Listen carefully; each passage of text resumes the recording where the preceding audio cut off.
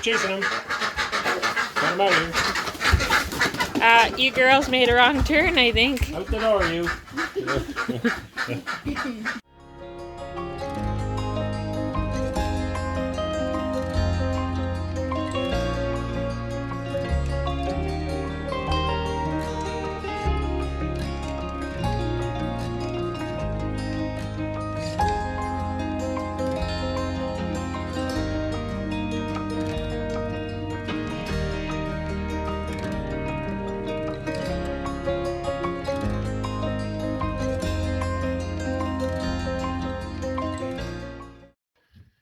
Another day, another project.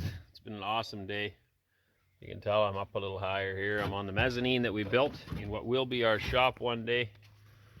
Wes is coming up, get me some stuff.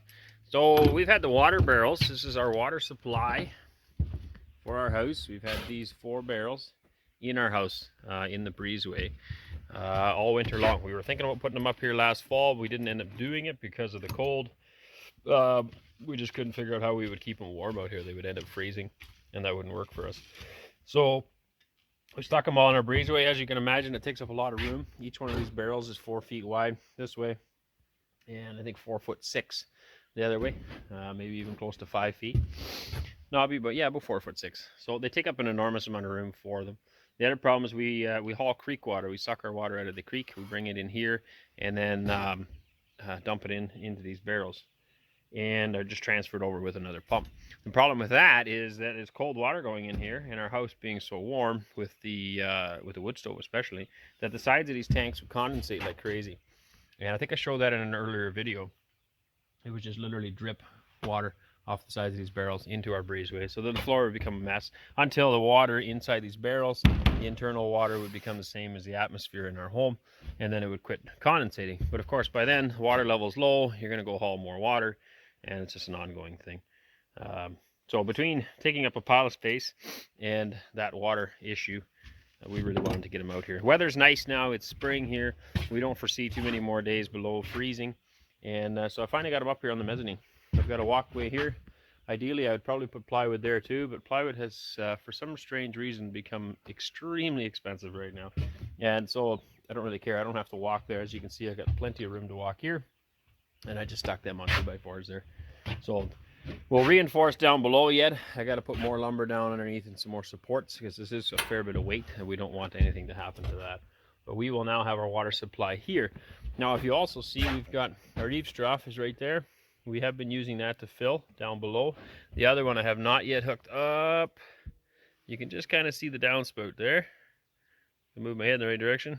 Right there. It's there. We'll hook it up. That'll be fed into here as well.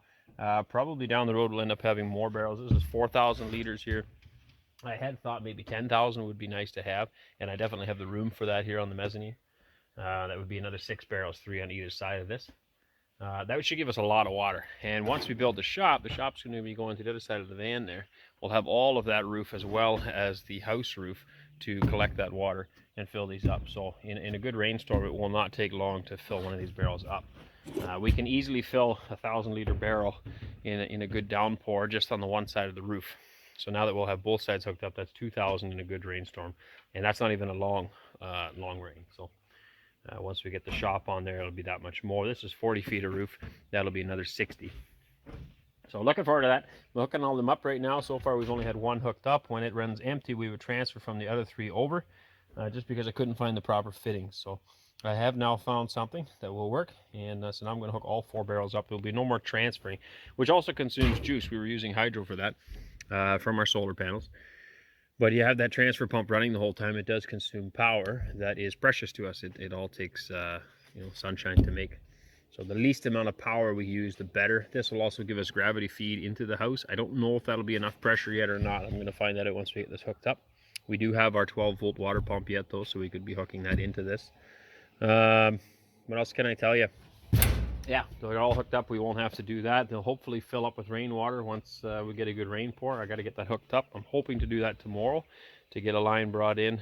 I'll pick up some 3-inch ABS, bring that across, and then over and into the barrels. One line for that side, one line for this side. Another thing I'd like to do yet is to be able to catch the first, maybe 100 liters or 200 liters or whatever it is that comes off the roof, because you'll have bird droppings and who knows what else on there. It'd be nice to flush that out before it ends up in here.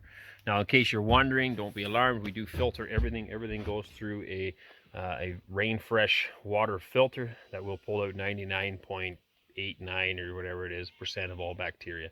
And we've been drinking out of the creek this water, well, for the last year. So it has not been any adverse effects.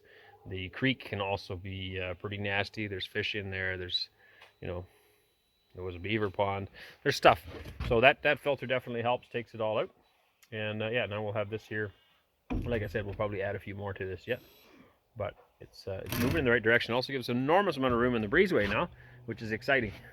So we'll get that hooked up. I'm going to get kind of a laundry room hooked up here a little better than what it is. We're going to drywall that area and get the washer dryer hooked up a little nicer. The dryer we don't really ever use. We have to run a generator in order to run that. It takes way too much for our solar power. The wash machine, though, we've been running that on solar all winter long. And like I said, the dryer, we only use it once in a while. If it's lousy day for drying anything, then we'll use it. But we'll hook it up anyway, so it's there in case we need it. So anyway, Wes is back, and we're going to drill some holes in the floor here and get this plumbed in down through, down underneath, and then it's got to scoot across and into the house. I've got these 4 barrels hooked up, you can see. This is just a nice rubber coupler hooked onto these, and same thing on those ones. And they're all hooked up together, and then it drops through the floor here. Under the floor it runs through here and into the house.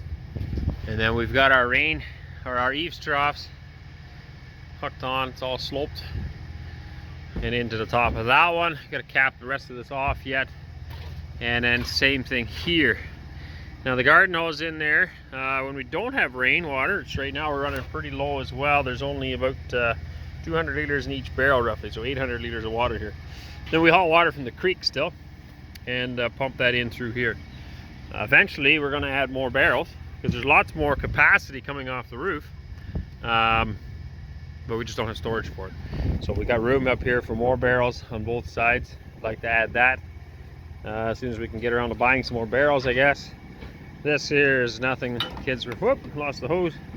The kids were just using that hose to try to siphon water out for feeding the ducks and chickens outside. Then here we've got our overflow hooked up. So when these are all full, the water then runs down here, and we have another barrel that we use for hauling water from the creek. We parked that underneath here to catch the overflow water down below. So that kind of sums that part up. I'll just take you down below it and show you where that's hooked up. So here you can see where it comes through the floor and then off into the house.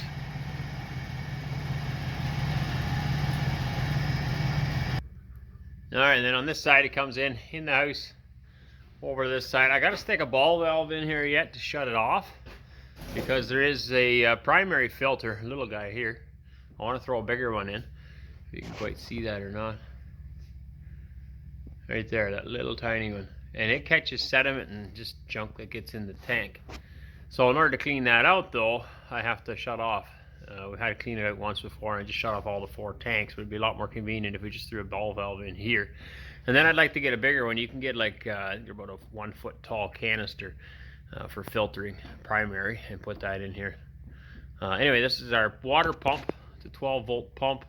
Something you would find in an RV or camper. And that's what keeps our lines pressure-wise. There's no pressure tank or nothing. That thing has a pressure valve in it. It always keeps the lines at, I forget what it is, 55 pounds, I think. And then from there it filters in, or goes into the house, wherever it needs to go. There, it's running there right now.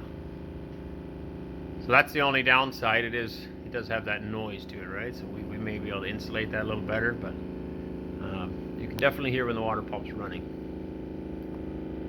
Alright, well that's it. Got lots of other projects going on around here. Haven't been filming them all, but we'll try to get more filming done, I guess. I'm still aiming to do that. Sometimes it's just tough. You get in the rhythm of stuff, you just want to keep working. But we'll try to take the camera along a little more. Good evening. I don't know how many times I've been told that pigs will not eat hay. They have to be in a barn and eat their chop, their corn. It's I don't know, I think it's laughable. I think it's funny. That's why I'm smiling right now. There's haylage. I just threw that in. It's a new bale. Actually, I just bought that bale. It's a really high quality alfalfa bale from one of the dairy farm neighbors here. I needed something better for the goats so they produce more milk for their kids. There's a lot of kids in here and they weren't quite drinking enough. So anyway, threw that across. Look at them going to town on that, these pigs. Anybody that tells you they won't eat hay, it's just utter nonsense. This is our pig pasture. They get to clear this, rip her up, and make it usable for something else. Hey, bud. Oh, this pig here loves scratches. Don't you? You're just leaning into me. I like this pig. Hey, girl. You got yourself a scratch on your nose. You want to say hi to everybody? You want to say hi?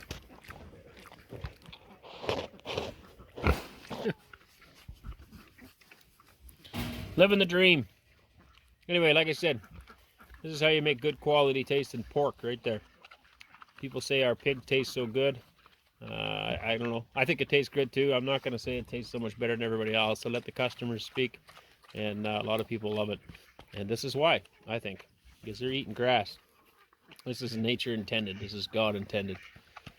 On pasture, in the open air, living the dream. This big sow here, pointing in the wrong direction. Can't find the sow. It's very hard. Anybody that's ever tried to film with the camera backwards, it's very hard. Anyway, the big pink pig. She is due to have piglets. She's going to farrow in another, I think it's about 3 weeks, maybe 4 weeks. So we're really looking forward to that. But you can just tell her belly is so swelled now. Definitely full of pigs. That'll be pretty cool. They're very curious, smart little creatures. Really enjoy raising piggers. I don't enjoy catching them when it comes time for butcher time. We'll have to build a chute here yet. We haven't done that. We did that on the place that we used to have up north of here years ago. We used to try catching them by hand. We quickly got sick of that and built a loading chute. They're just chomping away. And it's not like they're like malnourished or hungry or something. I mean, these are nice full pigs. All right, so they're not like they're eating it because, you know, they're starving or anything. We do still feed some grain. They're not out on where we'd like them. We like to put them out in the bush. They only have a small confined area here right now. And so we do feed them everything that they get. And then they root this up too. They're taking care of a lot of that, cleaning it up in here. But I think it's pretty obvious that they enjoy their feed. Anyway, thought I'd share that with you. Come outside here a minute while it's raining. Forgot to show you, we finished this up and changed it up as well. We had almost a mishap. We weren't quite done. I didn't have all the boards on here yet, and I didn't have it braced like this. And we filled the 4 barrels. You can see the barrels up there maybe. It's all hooked up now. And we almost lost it, actually, because there was only one 2x10 underneath on the one side. It dropped about an inch, just the nails holding it. So anyway, it's reinforced now. It's strong. It's got lots of extra braces, and we're filling her up with water. You can see those black pipes coming off the eaves trough. There's one on this side, and they go into the barrels. There's 4 barrels up there.